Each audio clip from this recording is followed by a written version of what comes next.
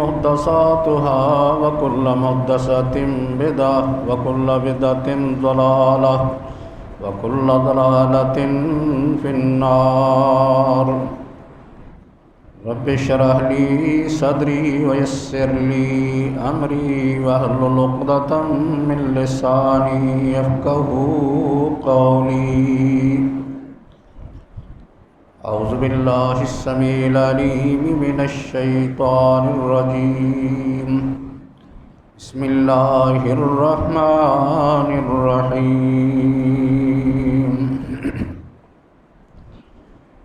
وليس على الضعفاء ولا على المرضى ولا على الذين لا يجدون ما ينفقون حرج إذا نصحوا لله ورسوله ما على المحسنين من سبيل والله غفور رحيم. وعن تميم الداري رضي الله تعالى عنه قال قال رسول الله صلى الله عليه وسلم الدين والنصيحة. قلنا لمن يا رسول الله؟ قال لله ورسوله وكتابه ولأئمة المسلمين وعامتهم.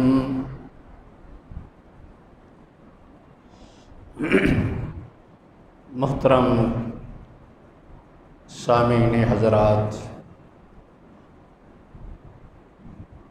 اللہ رب العزت نے ہمیں جو دین عطا فرمایا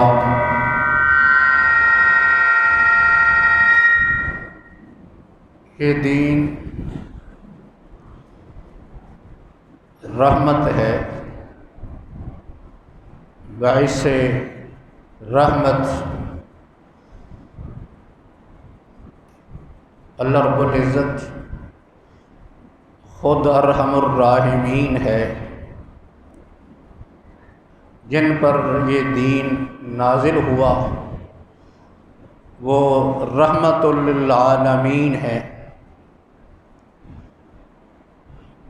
اللہ احکم الحاکمین نے جس کتاب کو نبی اکرم صلی اللہ علیہ وآلہ وسلم پر نازل فرمایا وہ کتاب بھی لوگوں کے لیے باعث رحمت ہے۔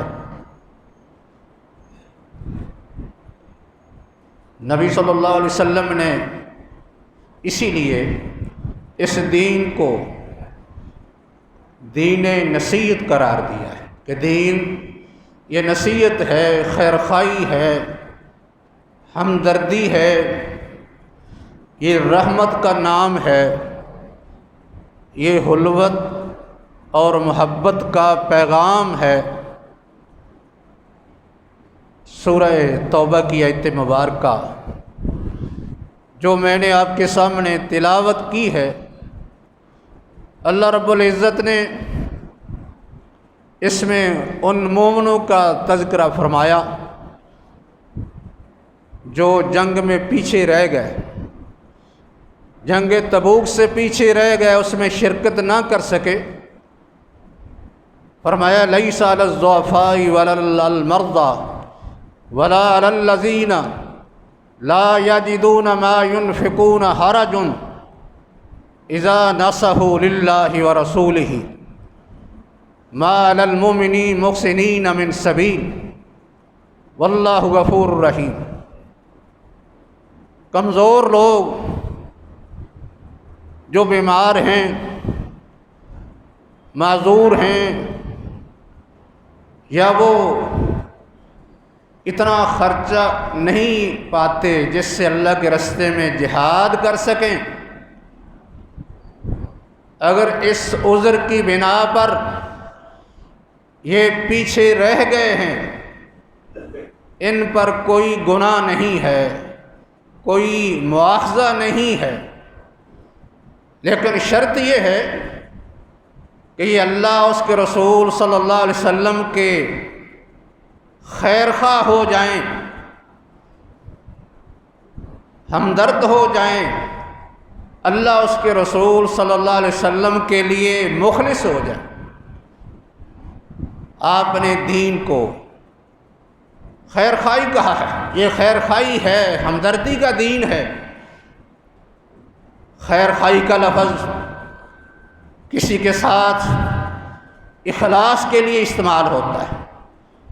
کوئی شخص کسی کے ساتھ بہت زیادہ مخلص ہو جائے، اس کا ہمدرد بن جائے، اس کا خیر خواہ بن جائے،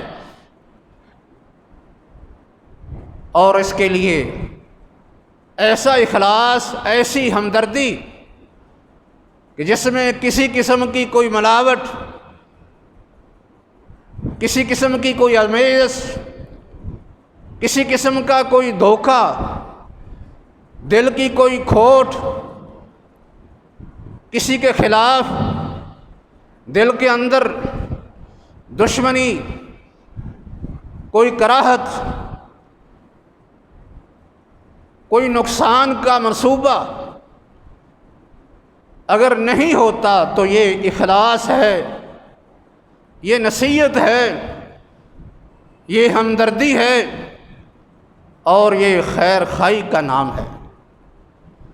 اللہ رب العزت نے ہمیں جو دین دیا ہے، جو ہمیں ضابطہ حیات عطا فرمایا ہے، اس کی ساری تعلیمات ایسی ہیں جو انسان کا تعلق اللہ رب العزت سے جوڑ دیتی ہیں، اور یہی تعلیمات وہ ہیں جو ایک انسان کا تعلق دوسرے انسان سے جوڑ دیتی ہیں۔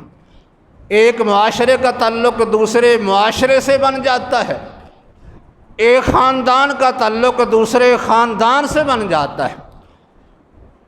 یہ اسلام ایسا دین ہے جو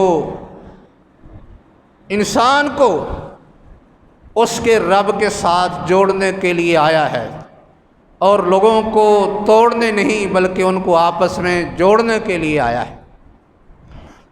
اگر کوئی شخص اللہ رب العزت کے ساتھ مخلص ہو سکتا، یہی اس کی اللہ کے ساتھ خیر خواہی ہے۔ آپ سے پوچھا گیا کہ دین خیر خواہی ہے۔ امام بخاری رحمۃ اللہ علیہ نے کتاب الایمان میں یہ حدیث ذکر کی ہے۔ ان کے نزدیک ایمان، اسلام اور دین یہ تینوں ہم معنی اور مترادف ہیں، اور وہ بیان کرتے ہیں کہ اسلام اور ایمان کا دوسرا نام دین ہے، اور دین کا نام خیر خواہی ہے۔ اور خیر خواہی ایسا لفظ ہے جو بڑا جامع ہے، بڑی اس کے اندر وسعت پائی جاتی ہے، جس میں دین کے سارے احکام آ جاتے ہیں۔ اللہ رب العزت کے حقوق بھی شامل ہیں، نبی اکرم صلی اللہ علیہ وسلم کے حقوق بھی اس میں داخل ہیں، اللہ کی کتاب قرآن کے حقوق بھی اس میں آ جاتے ہیں، اس میں حکمرانوں کے حقوق بھی ہیں اور عوام کے حقوق بھی ہیں۔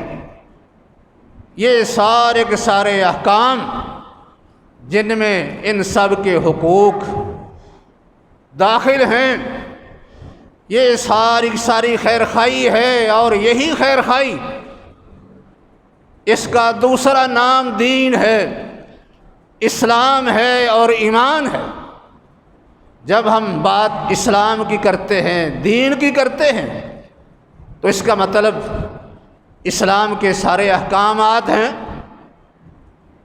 یہ سارے کے سارے واجبات اللہ کی طرف سے، ایسے کام جن سے منع کیا گیا ہے، منہیات، یہ بھی ایمان کا حصہ ہے۔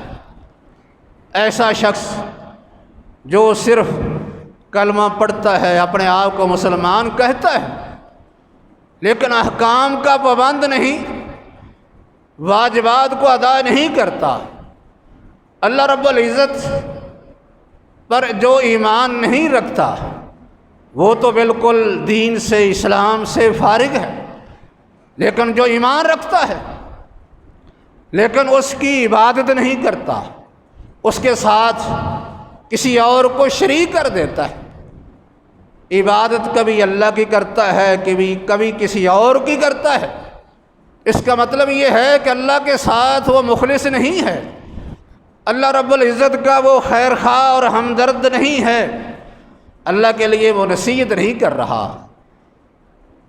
کیونکہ عبادت اس کی بھی کرتا ہے، کسی اور کی بھی کرتا ہے، کبھی اس کی بات مانتا ہے، کبھی کسی اور کی بات مانتا ہے، کبھی اس کے سامنے سجدہ کرتا ہے، کبھی کسی اور کے سامنے سجدہ کرتا ہے، کبھی اس کے نام کی نظر اور صدقہ دیتا ہے، کبھی کسی اور کے نام کی نظر دیتا ہے۔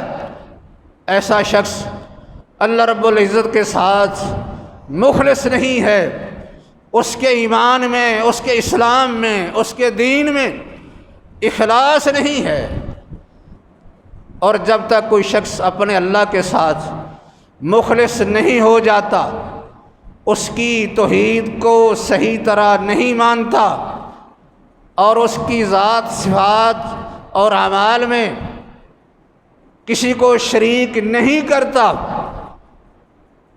اور اس کے احکام کو اپنی زندگی میں اپناتا ہے، نافذ کرتا ہے، ایسا شخص اللہ رب العزت کے ساتھ مخلص ہو ہے۔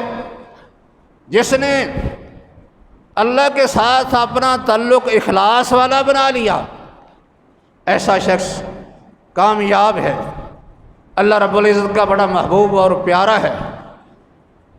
نبی اکرم صلی اللہ علیہ وسلم اسلام کی دعوت دیتے ہیں۔ حضرت عمران بن حسین اسلام قبول کر لیتے ہیں، ان کا باپ عمران اسلام کی دولت سے محروم ہے، کافر ہے، کفار کی طرف سے نمائندہ بن کے آتا ہے، کہتا ہے کہ محمد صلی اللہ علیہ وسلم آپ کیا پیغام دیتے ہیں؟ آپ کا پیغام ہمارے معبودوں کی توہین کرتا ہے۔ نبی اکرم صلی اللہ علیہ وسلم فرمایا کہ تم کتنے معبودوں کو پوجتے ہو؟ کتنے تمہارے الہ ہیں، خدا ہیں؟ کہنے لگا کہ میرے 8 معبود ہیں جن کی میں عبادت کرتا ہوں۔ نبی صلی اللہ علیہ وسلم اس سے سوال کرتے ہیں کہ اگر تجھے کوئی مصیبت آ جائے تو پھر کون سے الہ کو پکارتا ہے؟ کہنے لگا کہ پھر اس الہ کو جو آسمان پر ہے۔ آپ نے فرمایا کہ تیرا مالی نقصان ہو جائے تو پھر کس کو پکارتا ہے؟ کہنے لگا اس الہ کو جو آسمان پر ہے۔ آپ نے فرمایا کہ جب کوئی مشکل آتی ہے پھر آسمان والے الہ کو پکارتے ہو، لیکن جب خوشی کا موقع آتا ہے تو پھر اوروں کو پکارتے ہو؟ کیا اللہ رب العزت خوشی کے موقع پر تیری دعا کو نہیں سنتا؟ تیری عبادت کا وہ حقدار نہیں ہے کہ مشکل ہو تو پھر تو اللہ کو پکارے، اگر آسانی ہو تو پھر اوروں کو پکارے؟ کیسا تیرا فیصلہ ہے؟ کتنی ناانصافی ہے! کیا تو اللہ رب العزت کے ساتھ، اس کی ذات کے ساتھ مخلص ہے؟ تیرا ایمان خالص ہے؟ سوچنے لگا، آپ کی بات پر غور کرتا ہے، اس کا چہرہ تبدیل ہونا شروع ہو جاتا ہے، توحید کے اثرات اس کے دل میں اترنا شروع ہو جاتے ہیں، حتیٰ کہ نبی صلی اللہ علیہ وسلم کو یہ عرض کرتا ہے کہ اللہ کے رسول، میں اپنی قوم کا کیسے سامنا کروں گا؟ بڑی مشکلات ہیں۔ آپ نے فرمایا کہ اللہ سے دعا کرو کہ اللہ تجھے ہدایت نصیب فرما دے اور تجھے دین کا علم عطا کر دے۔ دعا کرتا ہے، اللہ کے دربار میں اس کی دعا قبول ہوتی ہے، آپ کے ہاتھ پر ہاتھ رکھ کر آپ کی بیعت کر لیتا ہے۔ اتنا اسلام کے ساتھ مخلص ہوتا ہے، اللہ پر ایمان کے ساتھ اتنے اخلاص کا مظاہرہ کرتا ہے، نبی صلی اللہ علیہ وسلم کا اتنا احترام کرتا ہے کہ وہ ہاتھ جو نبی صلی اللہ علیہ وسلم کے ہاتھ میں بیعت کے لیے دیا تھا، کبھی اس ہاتھ کو اپنی شرمگاہ تک نہیں لگاتا، اتنا دور رکھتا ہے کہ یہ میرا ہاتھ ہے جو نبی صلی اللہ علیہ وسلم کے ہاتھ میں لگ گیا، اس لیے اس ہاتھ کو میں اپنی شرمگاہ کو نہیں لگاؤں گا۔ اللہ رب العزت کو اس کا یہ اخلاص اتنا پسند آیا، اللہ رب العزت اتنے خوش ہوئے کہ حضرت عمران بن حسین کے والد حضرت حسین رضی اللہ تعالی عنہ خود بیان فرماتے ہیں کہ میں نے جب نبی صلی اللہ علیہ وسلم کی بیعت کی، اللہ کے ساتھ اپنا اخلاص کا تعلق قائم کر لیا، اپنا ہاتھ نبی صلی اللہ علیہ وسلم کے ہاتھ میں دے کر آپ کی بیعت کر لی، اس کے بعد اللہ نے مجھے کیا انعام فرمایا کہ سعادت سے نوازا۔ فرماتے ہیں کہ اس کے بعد یہ سلسلہ چڑھ پڑا، اللہ نے مجھے انعام دیا کہ اللہ کے فرشتے مجھے آ کے سلام کیا کرتے تھے، اللہ کے فرشتے سلام کرتے تھے۔ یہ نتیجہ ہے اللہ کے ساتھ اپنے آپ کو مخلص کرنے کا۔ جب کوئی شخص اللہ اس کے رسول کا ہمدرد خیر خواہ بن جاتا ہے، ان کے ساتھ اپنے اخلاص کا مظاہرہ کرتا ہے، اللہ رب العزت کی طرف سے پھر ایسے انعامات ملتے ہیں۔ بڑے وہ خوش قسمت لوگ ہیں جن کو اللہ نے اخلاص کی دولت سے نوازا، اللہ اس کے رسول کے لیے مخلص ہو گئے۔ اللہ کی کتاب کے ساتھ اخلاص کیا ہے؟ اللہ کی کتاب پر ایمان رکھا جائے، بڑا پختہ ایمان، اس کو اپنی دنیا آخرت کی کامیابی کا ضامن سمجھا جائے اور اس کی تلاوت کی جائے، اس کے احکام پر غور و فکر کیا جائے، اس کو اپنی عملی زندگی میں نافذ کیا جائے، اپنے فیصلے اس قرآن سے کروائے جائیں۔ جب کوئی شخص قرآن سے ایسا تعلق قائم کر لیتا ہے، پھر یہی قرآن اس کا ایسا ساتھی بنتا ہے، ایسا سفارشی بنتا ہے، ایسی اس کی طرف سے وکالت کرتا ہے، اللہ کے دربار میں پیش ہو کے قرآن پڑھنے والے، ایمان رکھنے والے، عمل کرنے والے کے لیے باقاعدہ اللہ سے جھگڑا کرتا ہے کہ اللہ یہ میرے ساتھ بڑا مخلص تھا، میں اس کے لیے سفارش کرتا ہوں، اس کے حق میں میری سفارش قبول فرما لے۔ اللہ رب العزت قرآن کی سفارش اس کے حق میں قبول فرما لے۔ نبی اکرم صلی اللہ علیہ وسلم کے ساتھ اخلاص کیا ہے؟ آپ کے ساتھ ہمدردی، خیر خواہی کیا ہے؟ آپ کی رسالت پر پختہ یقین ہو، رسالت کو مانتا ہو، آپ کے فرامین پر پختہ یقین رکھتا ہو، آپ کے اوامر و نواہی کو بجا لاتا ہو، جس جگہ آپ نے اشارہ کر دیا کہ رک جاؤ رک جاتا ہے، جہاں یہ حکم آ گیا کہ یہ کام کرو کرنا شروع کر دیتا ہے، آپ کی سنتوں کو اپناتا ہے۔ نبی صلی اللہ علیہ وسلم نے ایسے لوگوں کو بشارت دی ہے کہ ایسے لوگوں کو اللہ کی طرف سے کیا انعام ملے گا۔ اللہ رب العزت نبی صلی اللہ علیہ وسلم کی سنت کی اتباع کرنے والوں کو قیامت والے دن جنت میں داخل بھی کرے گا اور نبی صلی اللہ علیہ وسلم کا ساتھ اور آپ کی رفاقت بھی نصیب ہو۔ کتنا خوش قسمت ہے یہ آدمی جو اپنے آپ کو نبی صلی اللہ علیہ وسلم کے ساتھ مخلص کر لیتا ہے، آپ کا خیر خواہ ہمدرد بن جاتا ہے۔ اس سے معلوم ہوتا ہے جس نے اپنے آپ کو مخلص نہیں کیا، اللہ کے ساتھ مخلص نہیں ہے، اپنی مرضی کا حکم مانتا ہے، جہاں اس کے مفاد پر زد پڑتی ہے چھوڑ دیتا ہے، کبھی مان لیا کبھی نہ مانا، یہ اللہ کے ساتھ مخلص نہیں ہے۔ قرآن کا جو حکم پسند ہے مان لیا، جو نہیں پسند چھوڑ دیا، اور نبی صلی اللہ علیہ وسلم کی جو بات اپنے مفاد میں ہے وہ مان لی، جو مفاد میں نہیں اس کو چھوڑ دیا، ایسا شخص ان فوائد سے محروم ہوگا۔ اللہ کے ہاں وہ سرخرو نہیں ہو سکتا، نہ دنیا کے اندر اس کو عزت مل سکتی ہے، ذلیل و رسوا ہوگا، اور آخرت میں اللہ کے انعامات سے، جنت سے محروم ہو کے جہنم میں چلا جائے گا، دھکیل دیا جائے گا، کیونکہ یہ اپنے ایمان میں، اسلام میں مخلص نہیں ہے۔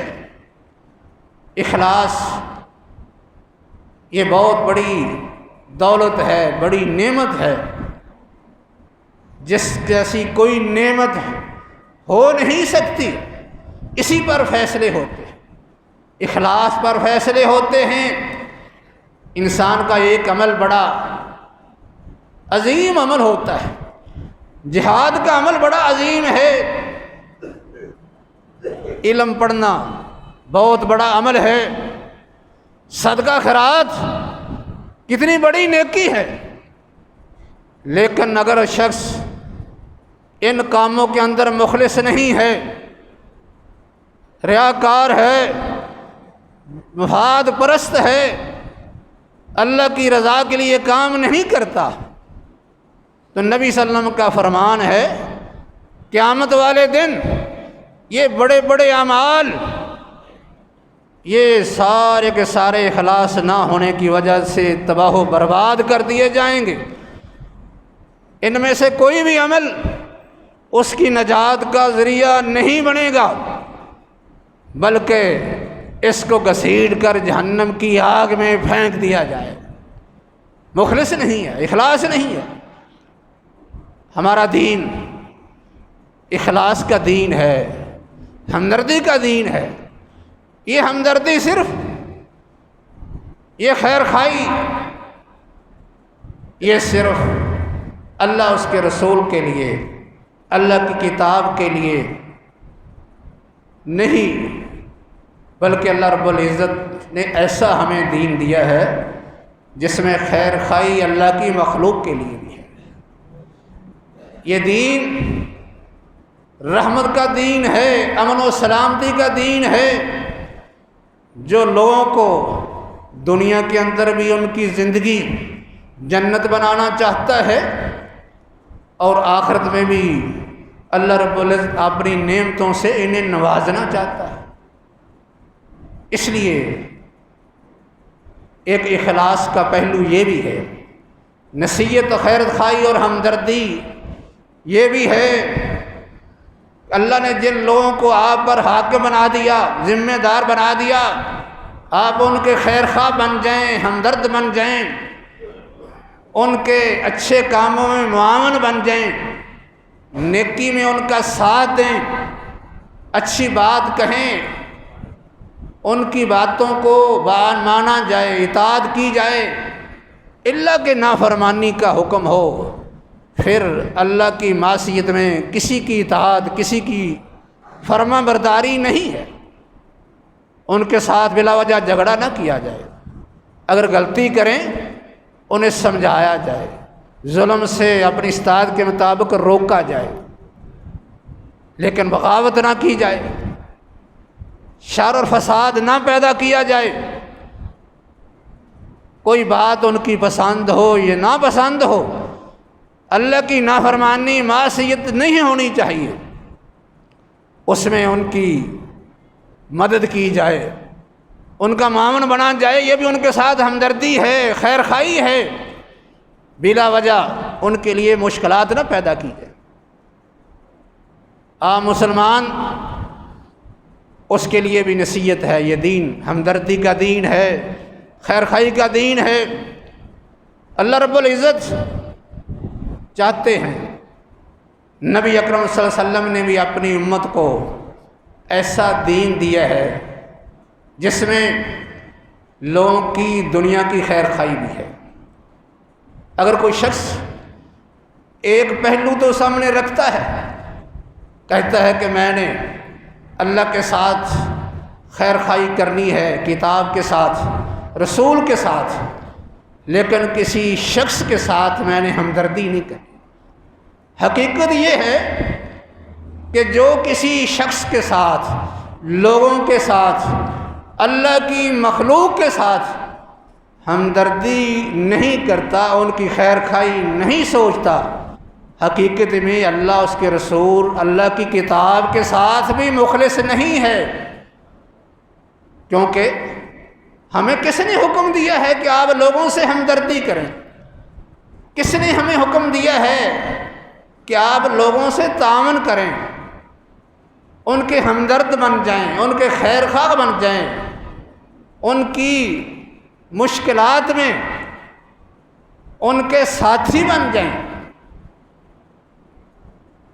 اور ان کو خوش کرنے کی کوشش کریں۔ اللہ کی مخلوق کو خوش کرنا یہ کس کا حکم ہے؟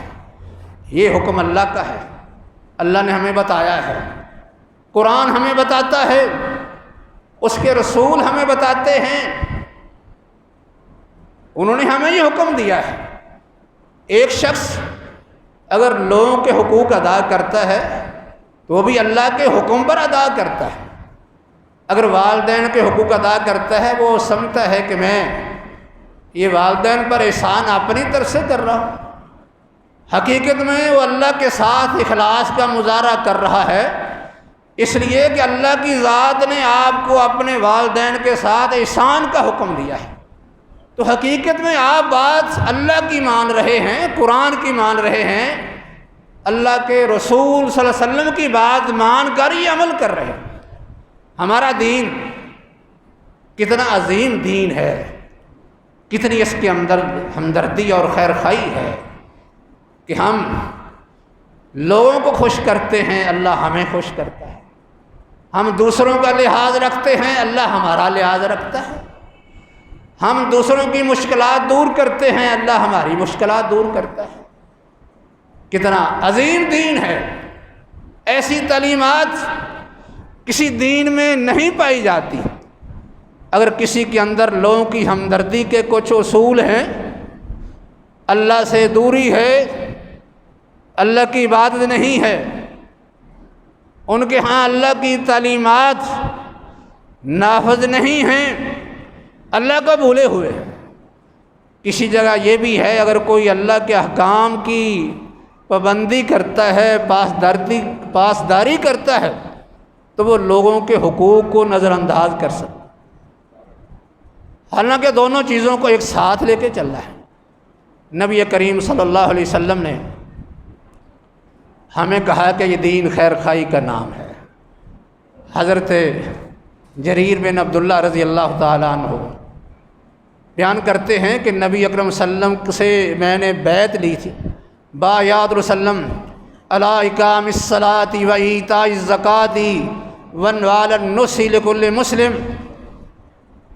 نبی صلی اللہ علیہ وسلم نے مجھ سے بیعت لی، میں نے آپ کے ہاتھ پر ہاتھ رکھ کر یہ بیعت کی کہ میں نماز ادا کروں گا، زکوٰۃ ادا کروں گا اور ہر ایک مسلمان کی خیر خواہی کروں گا۔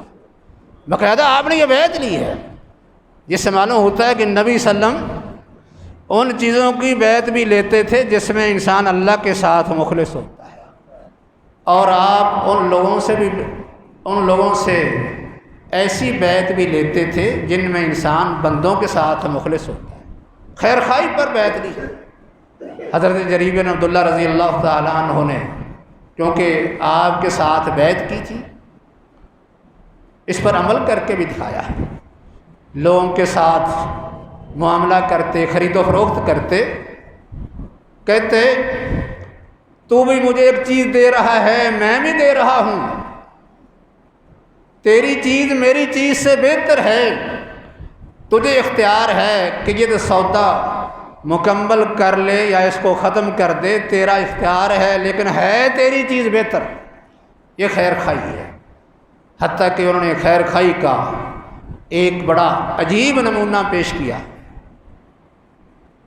طبرانی میں یہ روایت ہے کہ ان کے ایک غلام نے ایک گھوڑا کسی سے 300 درہم کا خرید لیا۔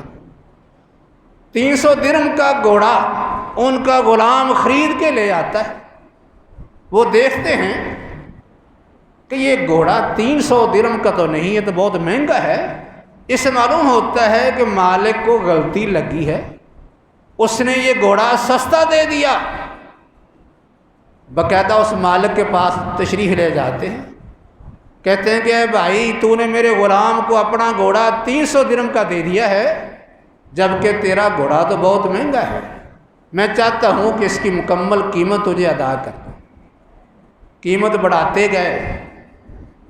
گئے حتیٰ کہ اس کی قیمت 800 درہم لگا دی۔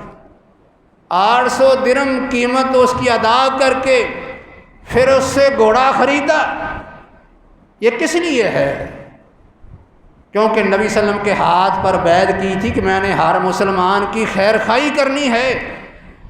وہ سمجھتے تھے اس کا گھوڑا زیادہ قیمت کا ہے، لیکن میرا غلام اس سے سستا لے آیا ہے۔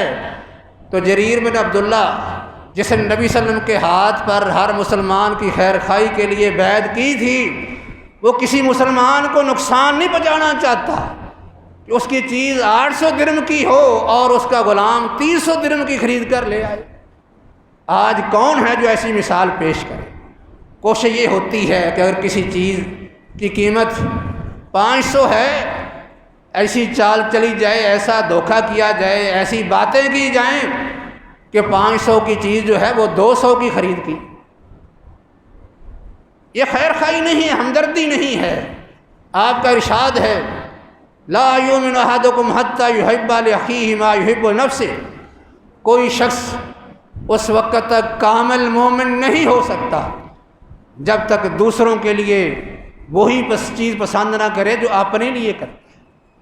کیا کوئی یہ پسند کرتا ہے اس کی کوئی چیز 1000 کی ہو اور دوسرا شخص 200 کی لے جائے؟ کوئی پسند نہیں کرتا، لیکن دوسرے کے لیے پسند کرتے ہیں کہ اس کی چیز 1000 کی ہے تو میں 300 کی لے لوں۔ یہ اصل میں خیر خواہی ہمدردی نہیں ہے۔ ہمدردی کرنے والا آدمی اللہ کے ہاں بڑا عظیم ہوتا ہے، جو دوسروں کی ضرورتوں کا لحاظ رکھتا ہے، امانت داری دکھاتا ہے، اس کا مظاہرہ کرتا ہے۔ اس لیے آپ نے فرمایا البیعان بالخیار ما لم یتفرقا وَإِن صَدَقَا وَبَيَّنَا بُورِكَ لَهُمَا فِي بَيْعِهِمَا وَإِن كَذَبَا وَكَتَمَا مُحِقَتْ بَرَكَةُ بَيْعِهِمَا۔ آپ ارشاد فرماتے ہیں دو آدمی جب ایک دوسرے کے ساتھ خرید و فروخت کرتے ہیں، ان کو اس وقت تک اختیار رہتا ہے جب تک ایک مجلس میں موجود ہیں۔ اگر چاہیں تو سودا باقی رکھ لیں، اگر چاہیں تو ختم کر دیں۔ فرمایا کہ اگر ایمانداری کا مظاہرہ کرتے ہیں، زبان سے سچ بولتے ہیں، اپنی چیز کا عیب بتا دیتے ہیں، دوسرے مسلمان کو ان میں سے کوئی بھی دھوکہ نہیں دیتا، اللہ رب العزت ان کی اس خرید و فروخت میں، ان کے کاروبار میں برکت فرما دیتے ہیں۔ لیکن اگر جھوٹ بولتے ہیں، جھوٹ بول بول کر دوسرے کو مطمئن کرتے ہیں، چیز ناقص ہے، ردی ہے، اس کو اچھی کوالٹی کی ثابت کر کے، جھوٹ بول کے، قسمیں اٹھا کے، مطمئن کر کے زیادہ قیمت وصول کرتے ہیں، عیب نہیں بتاتے۔ فرمایا کہ اللہ کی طرف سے ان کو یہ سزا ملتی ہے کہ اللہ ان کے کاروبار سے برکت کو نکال دیتے ہیں، برکت نہیں رہتی۔ اس سے معلوم یہ ہوتا ہے کہ لوگوں سے ہمدردی کرنے سے، خیر خواہی کرنے سے، ان کا وہی خواہ بننے سے انسان کو اپنا بھی فائدہ ہوتا ہے، اللہ کے ہاں سرخرو ہوتا ہے، برکت ہوتی ہے، اللہ خوش ہوتے ہیں۔ لیکن کسی کو دھوکہ دینے سے، اس کو نقصان پہنچانے سے دنیا کے اندر بھی اللہ برکتیں اٹھا لیتے ہیں، اور جو کچھ اس نے ناجائز طریقے سے اپنے مسلمان سے حاصل کیا ہے، کھایا ہے، لوٹا ہے، دھوکے سے کمایا ہے، قیامت والے دن جب تک یہ ادا نہیں کر دے گا اللہ تعالیٰ کی عدالت سے اس کو نجات نہیں ملے گی۔ وہاں انصاف کے فیصلے ہوں گے، انصاف پر مبنی یہ کام چلے گا۔ لین دین میں اتنی انسان کے دل میں ہمدردی ہونی چاہیے، خیر خواہی ہونی چاہیے۔ اللہ رب العزت اس خیر خواہی سے بڑے خوش ہوتے ہیں۔ عام طور پر لین دین کے معاملات میں دھوکہ دینے کی کوشش ہوتی ہے، نقصان کی کوشش ہوتی ہے، فراڈ کی کوشش ہوتی ہے، دوسرے کا ناجائز مال کھانے کی کوشش ہوتی ہے، اور انسان سمجھتا ہے کہ میں نے چالاکی سے آج بہت کچھ کما لیا ہے۔ کمایا نہیں ہے، اپنا بہت بڑا نقصان کر لیا ہے۔ جو لوگوں سے ہمدردی کرتے ہیں لوگ بھی خوش ہوتے ہیں، لوگوں کو خوش کرنے والا خود خوشی سے محروم نہیں ہو سکتا۔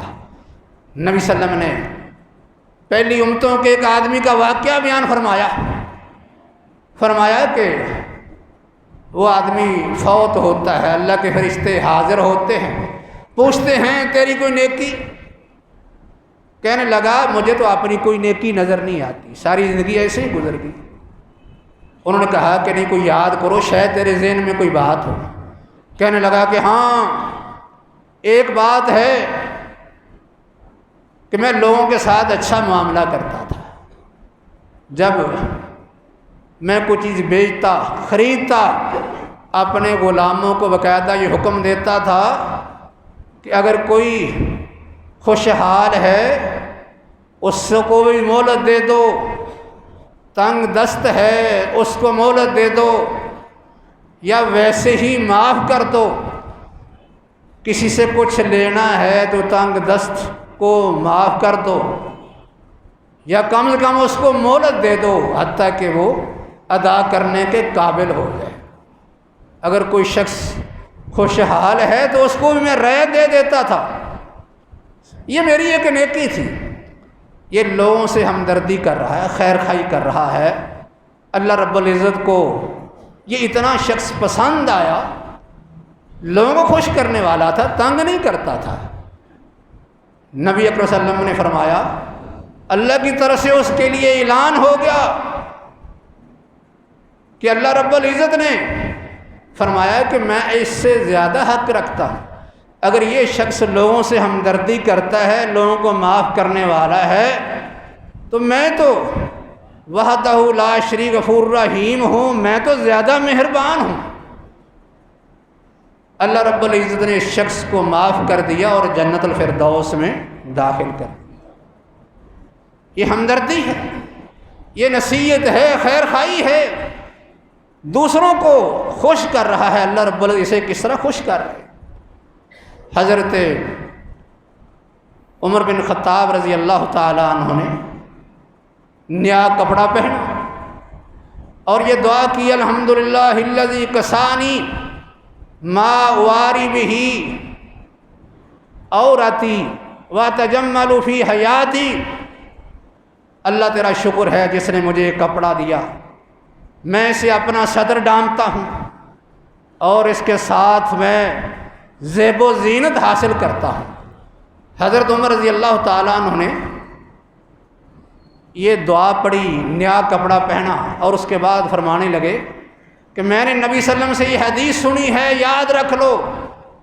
آپ نے فرمایا کہ جس آدمی نے نیا کپڑا پہنا اور یہ دعا کر دی اور اس کے بعد جو اس نے پرانا کپڑا اتارا ہے وہ کسی اور پر صدقہ کر دیا، اللہ رب العزت اس پر اتنا خوش ہوتا ہے، اس کی زندگی میں بھی اس کو اپنی حفاظت میں لے لیتا ہے اور مرنے کے بعد بھی اللہ اس کو اپنی حفاظت میں لے لیتا ہے۔ یہ وہ شخص ہے جو ہمدردی کرتا ہے، پرانا کپڑا دے رہا ہے، پرانا کپڑا۔ آج کسی کو کچھ دینے کو دل نہیں چاہتا، لوگوں کے گھروں میں پرانے برتن رول جاتے ہیں، کپڑے پڑے پڑے ضائع ہو جاتے ہیں، چیزیں بسیدہ ہو کے گل سڑ جاتی ہیں، لیکن کسی کو دینے کو دل نہیں چاہتا ہے۔ یہ ہاں پرانا کپڑا دینے والا اللہ کی حفاظت میں آ رہا ہے، اللہ اتنا خوش ہو رہا ہے کیونکہ اس نے ایک مسلمان بھائی کے صدر کو ڈھانپ دیا ہے، کپڑا پہنا دیا ہے، اللہ نے اس کو اپنے صدر میں ڈھانپ لیا، دنیا میں بھی اور آخرت میں بھی۔ وہ آدمی جو نیا کپڑا دے دے اللہ اس پر کتنا خوش ہوں گے، کسی کو خوش کرنے کے لیے نیا کپڑا دے دے، یہ تو پرانا کپڑا دینے والا ہے۔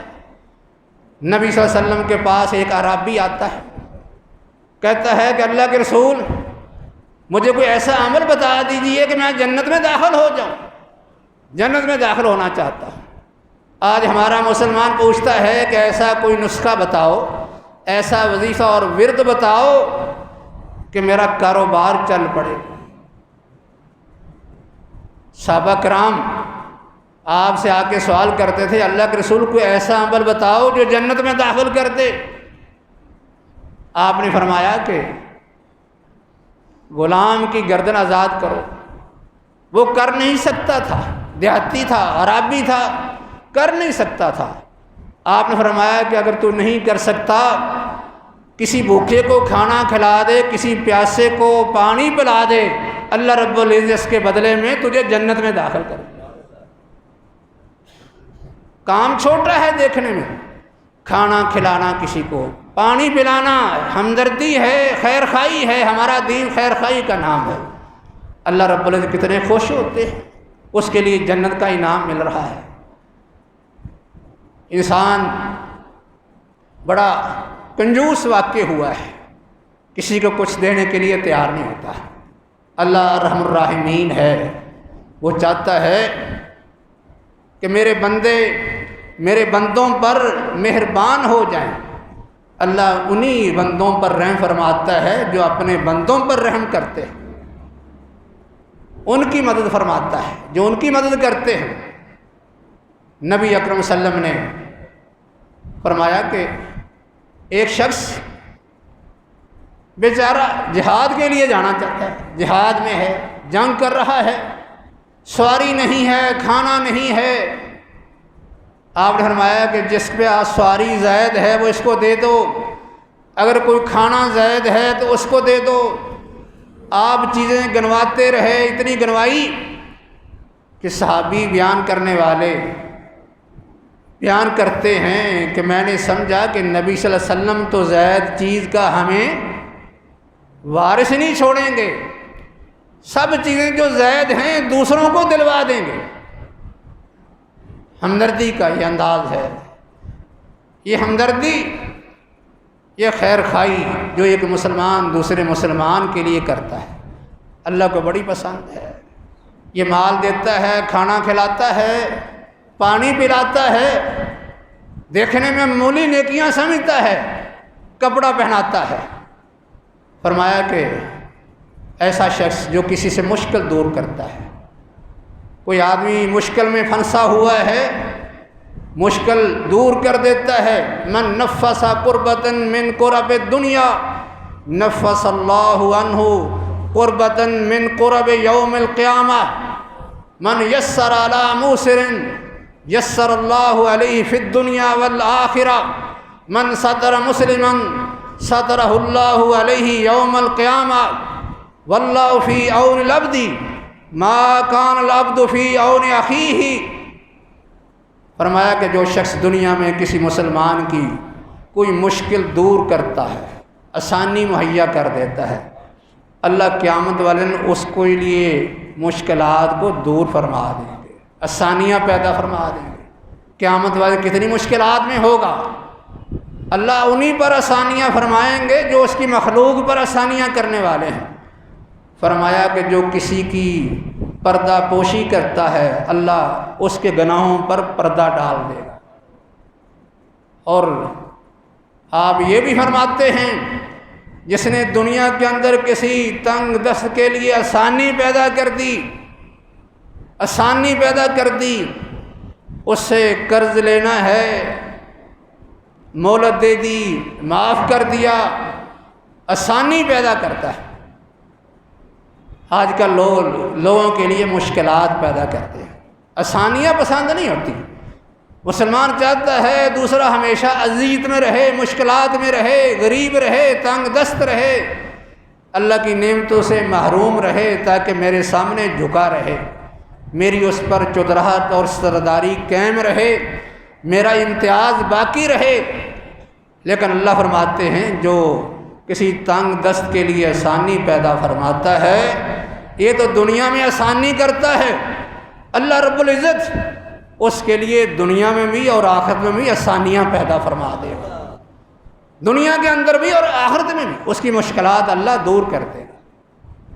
اور آپ نے فرمایا کہ ایک مسلمان جب تک کسی مسلمان کی مدد میں ہوتا ہے، اللہ رب العزت اس کی مدد فرماتے رہتے ہیں۔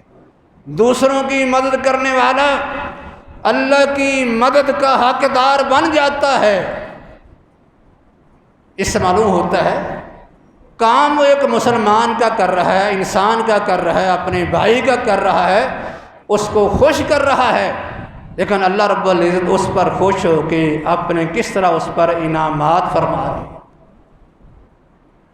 خیر خواہی، ہمدردی بڑی عام ہے، صرف عام مسلمان کے لیے نہیں، بلکہ اسلام تو اتنا اہتمام کرتا ہے عورتوں کے لیے بھی۔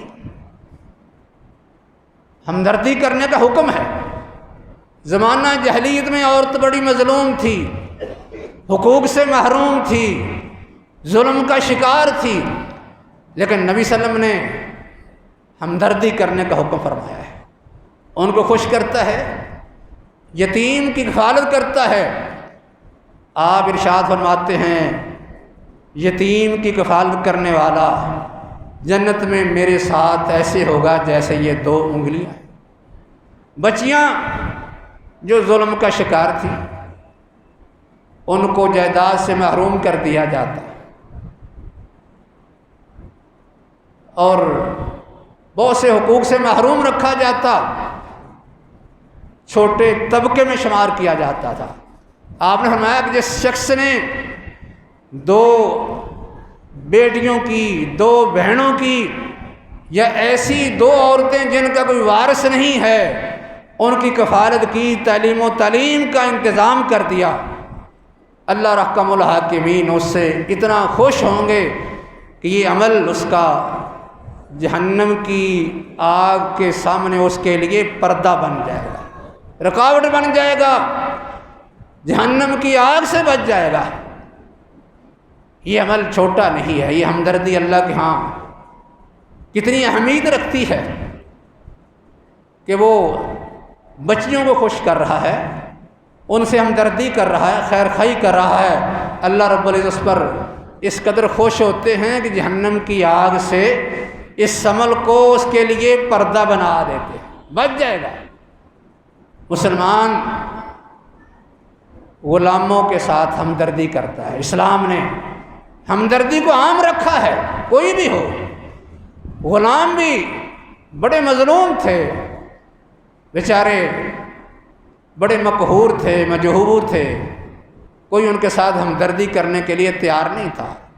ابو مسعود انصاری رضی اللہ تعالیٰ عنہ فرماتے ہیں کہ مجھے اپنے غلام پر غصہ آیا، میں مار رہا تھا، پیچھے سے نبی اکرم صلی اللہ علیہ وسلم دیکھ رہے تھے۔ آپ نے فرمایا کہ یا ابو مسعود اعلم، جان لے، ذرا غور کر، تیری قدرت اس غلام پر کم ہے لیکن تیرے مالک کی قدرت تجھ پر اس سے زیادہ ہے، اس نے پکڑ لیا تو پھر تو چھوٹ نہیں سکتا۔ انہوں نے آواز نہ سنی، پھر مارنا شروع کر دیا۔ آپ نے دوسری آواز دی، تیسری دی، اچانک پیچھے دیکھتے ہیں کہ نبی اکرم صلی اللہ علیہ وسلم ڈانٹ رہے ہیں کہ تم کیا کر رہے ہو، غلام پر زیادتی کر رہے ہو، مار رہے ہو۔ آپ کی آواز سنتے ہی کہتے ہیں کہ میرے ہاتھ سے کوڑا چھوٹ گیا، زمین پر گر گیا۔ میں نے جب دیکھا تو نبی صلی اللہ علیہ وسلم کا رنگ تبدیل تھا، غصے میں تھے۔ میں نے اس کے ازالے کے لیے یہ کہا کہ اللہ کے رسول، یہ جو میں نے زیادتی کی ہے اس کے بدلے میں اپنے اس غلام کو آزاد کرتا ہوں، آزاد کر دیا۔ آپ نے فرمایا کہ ابو مسعود یاد رکھ، اگر تو اس غلام کو آزاد نہ کرتا تو جہنم کی آگ تجھے جلا کے رکھ دیتی۔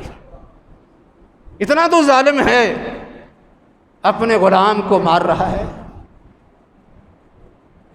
آپ نے عورت کے بارے میں، بیوی کے بارے میں فرمایا کہ کیا کوئی آدمی ایسا ظالم ہے کہ اپنی بیوی کو اس طرح مارتا ہے جس طرح کے غلام کو مارتا ہے؟ اور غلام کے مارنے پر آپ نے اتنی وعید سنائی کہ اگر تو اس کو آزاد نہ کرتا تو جہنم کی آگ تجھے جلا کے رکھ دیتی۔ ہمارا دین تو جانوروں سے ہمدردی کا حکم دیتا ہے، جانوروں کے حقوق بھی اس نے نہیں چھوڑے۔ آج اسلام پر یہ تہمت ہے، الزام ہے کہ اسلام حقوق نہیں دیتا۔ اسلام نے تو جانوروں کے، پرندوں کے، حتیٰ کہ درندوں کے حقوق بھی محفوظ کیے ہیں، ان کا بھی حکم دیا ہے، ان سے ہمدردی کا حکم دیا ہے، اور اس کے بدلے میں اللہ نے بہت سے انعامات کا اعلان کیا ہے۔ ایک عورت جو بلی پر ظلم کرتی ہے، باندھتی ہے، کھانا نہیں کھلاتی، کوئی خوراک نہیں دیتی، پانی نہیں پلاتی، حتیٰ کہ وہ بھوکی پیاسی مر جاتی ہے، آپ نے فرمایا کہ یہ بلی کے اس ظلم کی وجہ سے جہنم میں چلی گئی، جہنم میں چلی گئی ہے۔ جبکہ ایک دوسرا شخص بڑا پاپی ہے، گنہگار ہے، لیکن کتے کو کنویں سے نکال کر پانی پلا دیتا ہے، اللہ اتنا خوش ہوتا ہے۔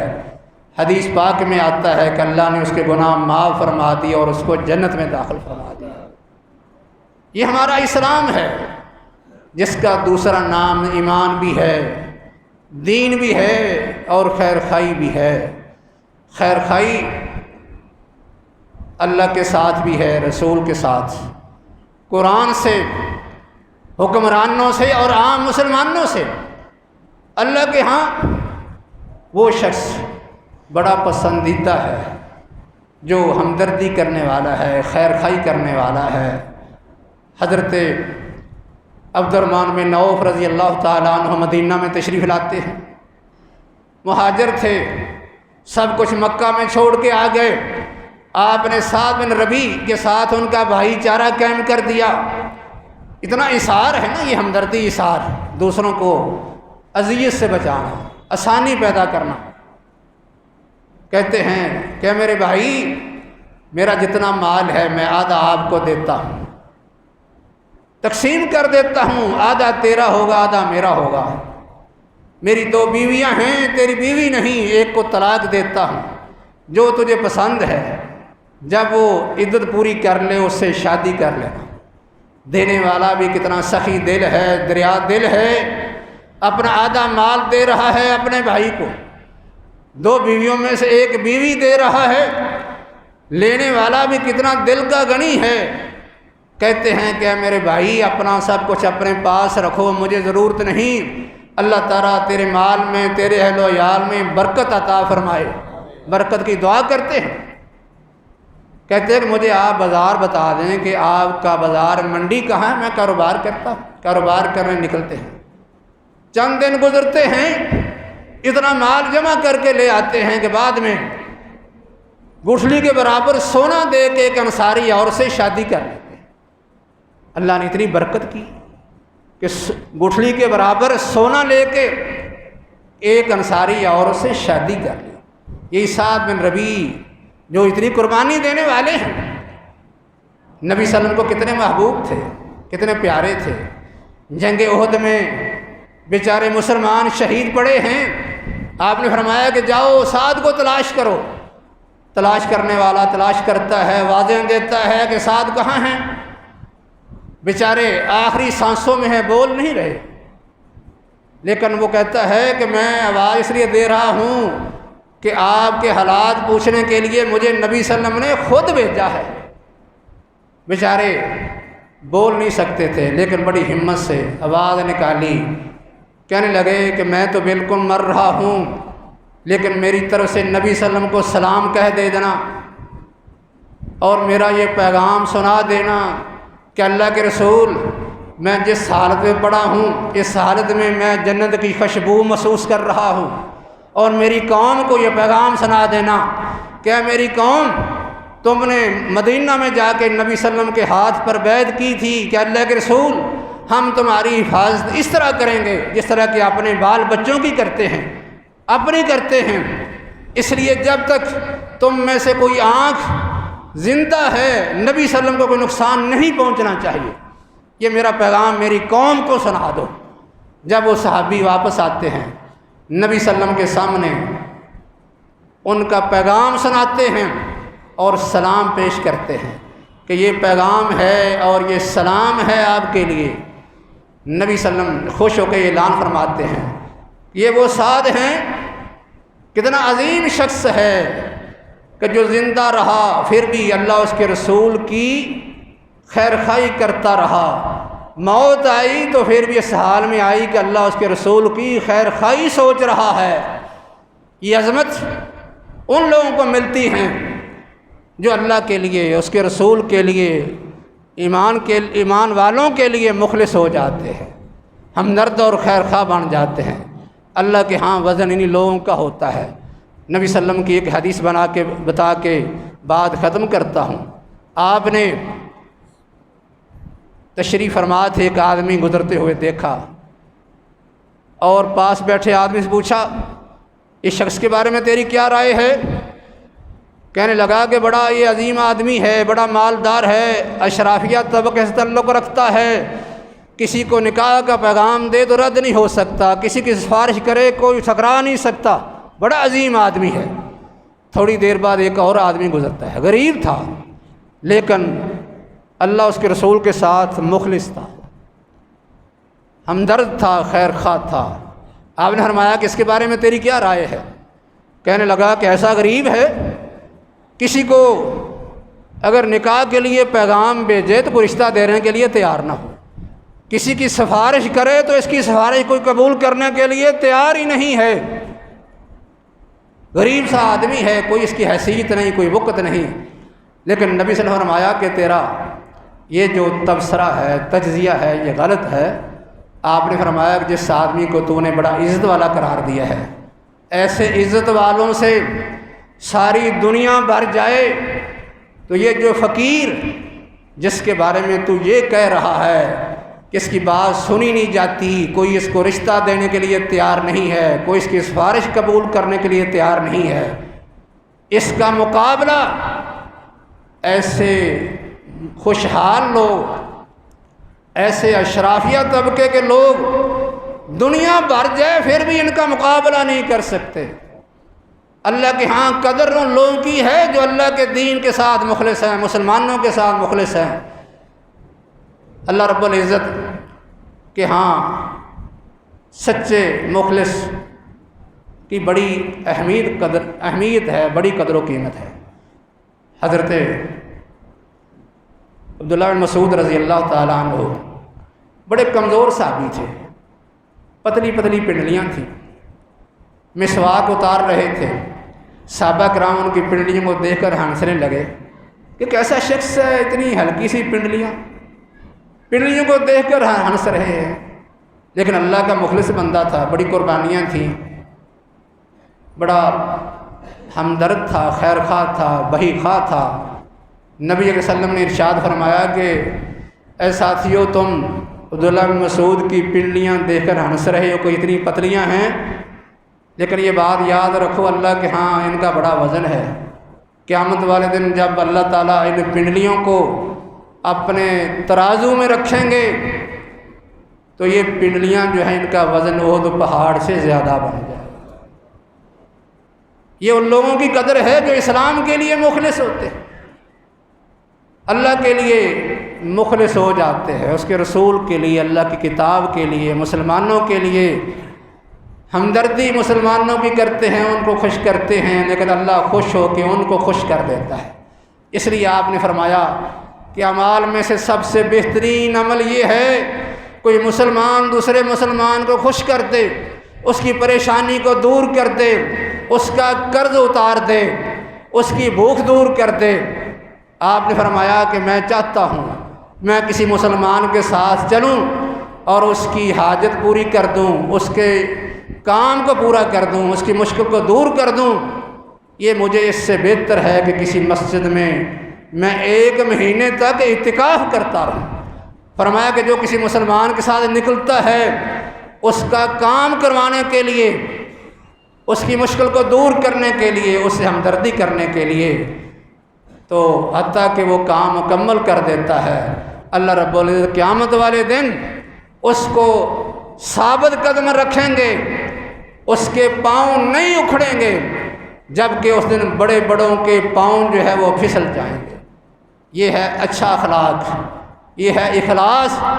لیکن آپ نے فرمایا کہ برے اعمال، کسی کی غیبت کرنا، چغلی کرنا، جاسوسی کرنا، حسد و بغض رکھنا، قطع رحمی کرنا، کسی کو تنگ کرنا، اذیت دینا، یہ ایسا برا اخلاق ہے جو انسان کے اعمال پر اس طرح پانی پھیر دیتا ہے جس طرح کہ سرکہ شہد کو خراب کر دیتا ہے۔ اللہ رب العزت ہمیں اچھے اخلاق کو اپنانے کی اور برے اخلاق سے اپنے باپ کو بچانے کی توفیق عطا فرمائے۔ وما علینا الا البلاغ۔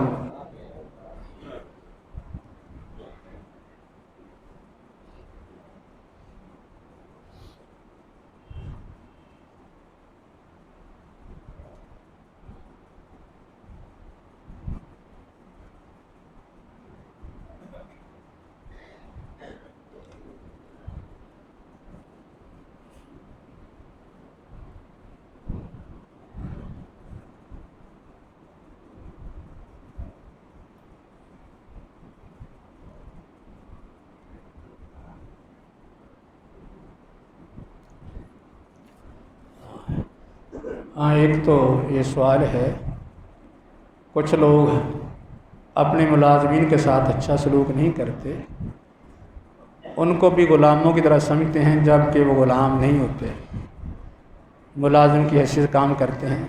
حقیقت یہی ہے کہ کسی کا ملازم نوکر جو ہے اس کا غلام نہیں، اس نے خریدا نہیں ہوتا، اس سے وہ جو کام طے ہے وہ کام لے سکتا ہے۔ لیکن اس کے بارے میں یہ اصول مد نظر رکھنا چاہیے کہ ایسا کام اسے نہ کروایا جائے جو وہ کر نہیں سکتا، اتنا کام کروایا جائے جس کی اس میں استطاعت ہے۔ اگر کوئی کام زائد دیا جائے تو پھر خود اس کے ساتھ تعاون کرنا چاہیے، یہ تو کام لینے کا طریقہ ہے۔ لیکن کسی اپنے ملازم کو ایک غلام کی طرح سمجھنا یہ بھی اچھا رویہ نہیں ہے، ہمدردی اور خیر خواہی نہیں ہے، بلکہ نبی اکرم صلی اللہ علیہ وسلم کے جو خادم تھے وہ تو یہ بتاتے ہیں کہ آپ نے کبھی بھی ہمیں ہاتھ سے نہیں مارا، نہ زبان سے کبھی کوئی ایسی بات کی جس سے ہمیں اذیت ہو۔ آپ کا اخلاق تو بہت اعلیٰ تھا، یہاں تک آتا ہے حضرت انس رضی اللہ تعالیٰ عنہ بیان کرتے ہیں کہ میں 10 سال تک آپ کی خدمت کرتا رہا، غلطیاں بھی ہوتی رہیں، کوتاہیاں بھی ہوتی رہیں، لیکن آپ نے کبھی یہ نہیں مجھے فرمایا کہ تو نے ایسا کیوں کیا ہے، یہ بھی نہیں فرمایا۔ اتنا اچھا سلوک تھا۔ اور آپ کا جو اچھا سلوک ہے یہ جیسے کہ میں نے ابھی ذکر کیا ہے، غلام سے بھی اچھا سلوک کرنے کا آپ نے فرمایا ہے نا کہ جو ابو مسعود اپنے غلام کو مار رہے تھے، آپ نے ان کو ڈانٹا ہے، حتیٰ کہ انہوں نے آزاد کر دیا۔ آپ نے فرمایا ہے کہ اگر تو آزاد نہ کرتا تو جہنم کی آگ اس جلاتی۔ زیادتی اور ظلم جو ہے وہ کوئی آدمی ملازم پر کرے، اپنے غلام پر کرے، وہ معاف نہیں ہوگا۔ آپ کا ارشاد ذہن میں رکھنا چاہیے کہ ایک شخص نمازیں پڑھتا ہے، روزہ رکھتا ہے، صدقہ زکوٰۃ کرتا ہے، قیامت والے دن یہ ساری نیکیاں لے کے آ جائے گا، لیکن کسی کو گالی دی ہوگی، کسی کو مارا ہوگا، کسی پر ظلم کیا ہوگا، کسی کا مال کھایا ہوگا، کسی کو قتل کیا ہوگا، تو پھر اس کی یہ ساری عبادات اس کو بچا نہیں سکے گی۔ جس پر ظلم کیا ہے وہ اللہ کی عدالت میں حاضر ہو جائے کہ اللہ اس نے مجھ پر ظلم کیا ہے، میں اب اس سے بدلہ چاہتا ہوں، تو پھر نتیجہ کیا ہوگا؟ یہ ساری نیکیاں ان کو دے دی جائیں گی۔ اگر اس طرح کمی نہیں پوری ہوگی تو پھر جن لوگوں پر ظلم کیا ہے ان کی برائیاں اس پر ڈال دی جائیں گی۔ اب اس کا حال ہی ہوگا، نیکیاں وہ لے گئے، برائیاں اس پر ڈال دی گئیں، جنت میں جانے کے لیے تو کچھ نہیں بچا، حتیٰ کہ اس کو کھینچ کر جہنم میں ڈال دیا جائے گا۔ اس لیے ہر ایک کو چاہیے کہ اپنے ملازموں سے اچھا سلوک کیا جائے، ان کو بر وقت ان کی اجرت دی جائے، جیسا کہ آپ نے سن رکھا ہے پسینہ خشک ہونے سے پہلے ان کی اجرت دی جائے، اور اجرت ان کے کام کے مطابق دی جائے۔ اگر کوئی شخص کام کے مطابق اجرت نہیں دیتا تو یہ بھی ظلم میں آتا ہے۔ ظالم شخص اللہ کے ہاں بہت برا شخص ہے، ظالم برا شخص ہے۔ اللہ رب العزت ان ظالموں کو قیامت والے دن ذلیل و رسوا کر دیں گے، اور جن پر ظلم کیا ہے ان سے باقاعدہ بدلہ لے کے دیا جائے گا۔ حتیٰ کہ حدیث میں یہ بھی آتا ہے کہ ایک سینگوں والی بکری نے بغیر سینگوں والی بکری پر ظلم کیا ہوگا تو اس سے بدلہ لے کے دیا جائے گا۔ تو کہ انسان جو مکلف ہے، اللہ کے احکام کا پابند ہے، اس سے بدلہ کیسے نہیں لے کے دیا جائے گا؟ اس لیے ظلم سے اپنے آپ کو بچانا چاہیے۔ قیامت والے دن یہ اندھیرے ہوں گے، انسان کو اس کا بڑا برا نتیجہ جو ہے بھگتنا پڑے گا۔ اللہ رب العزت ہم سب کو دوسروں کے ساتھ ہمدردی، خیر خواہی کرنے کی توفیق عطا فرمائے۔ ہمارا دین جو ہے یہ ہمدردی خیر خواہی کا نام ہے، اور جو ظالم ہے وہ ہمدرد خیر خواہ نہیں ہے۔ جو انعامات حدیث میں، قرآن میں ذکر ہوئے ہیں خیر خواہی کرنے والوں کے لیے، یقیناً ظالم جو ہیں وہ ان انعامات سے محروم ہوں گے۔ اللہ تعالیٰ سب کو توفیق دے کہ اپنے آپ کو ظلم سے محفوظ رکھیں، عدل و انصاف کا مظاہرہ کریں، ہر ایک کے ساتھ جو بھی ان کے متعلقین ہیں ان کے ساتھ ہمدردی خیر خواہی کرنے کی سب کو توفیق عطا فرمائے۔